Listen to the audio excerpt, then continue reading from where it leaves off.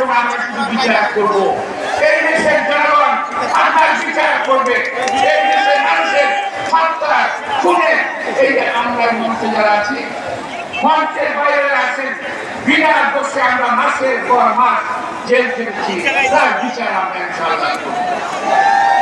প্রিয় ভাইরা, সর্বশেষ এই কয়েকদিন যাবৎ বেশ কিছু তারকা গ্রেপ্তার হচ্ছে না, বেশ কিছু গ্রেপ্তার হচ্ছে। আওয়ামী লীগের তথাকথিত নেতৃবৃন্দ, আওয়ামী লীগের চামচাবৃন্দ গ্রেপ্তার হচ্ছেন। তারপর যখন সুযোগ পেয়েছে মানুষ, যেখানে পেয়েছে সেখানেই গণফিরে দিয়েছে। জেলখানায়, রাস্তায় যেখানে পেয়েছে গণফিরে দিয়েছে। আমি আল্লাহ সাহায্য করে এই কথা স্পষ্ট বলতে চাই, এই মঞ্চে আমরা যারা আছি, আমার উপর গ্রেপ্তার করেছিল, বারবার গ্রেপ্তার করেছে। এই 7 বছরে কমপক্ষে 34 বার গ্রেপ্তার হয়েছে। আমি যখন গ্রেপ্তার হই, আমাদের যখন জেলে যায়, আমাদের যখন কোর্টে আনে, মির্জা ফখরুল ইসলাম যখন কোর্টে আনে, তখন আমাদের কোর্টে আনে, তখন আমাদের কোর্টে আনে, সবাই ফুল দিয়ে বরণ করেছে। আমাদের সাংবাদিক ভাইরা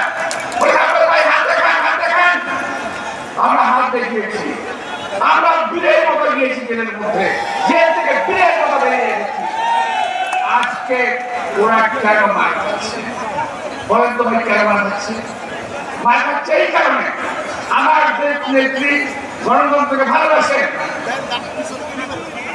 আমার দল গণতন্ত্রকে ভালোবাসে।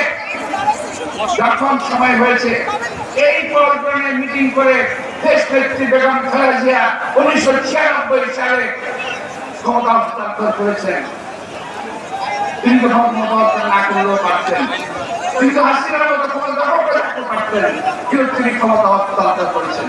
কারণ তিনি গণতন্ত্রে বিশ্বাস করেন। আমরাও গণতন্ত্রে বিশ্বাস করি, এই দেশের মানুষ বিশ্বাস করে বিএনপি একটি গণতান্ত্রিক দল, বিএনপি ফ্যাসিস্ট দল নয়।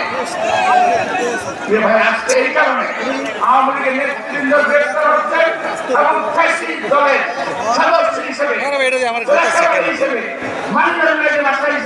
তারা বাদ খাচ্ছেন। আমাদের নেতা কর্মীরা আমরা ইনশাআল্লাহ কখনো মারের ইনশাআল্লাহ করি নাই, ইনশাআল্লাহ করতেও হবে না। আমার দল গণতন্ত্রে বিশ্বাস করে, আমার নেতা গণতন্ত্রে বিশ্বাস করে, আমার নেত্রী গণতন্ত্রে বিশ্বাস করে। তুমি বল তো যাই হোক, আমার দিকে সময় শেষ হয়ে গেছে, তা আমি আর সময় নষ্ট করবো না। আমি বলতে চাই দেশ নেত্রী বেগম খালেদা জিয়ার শাসন, দেশ পরিচালনা আর আওয়ামী লীগের শাসন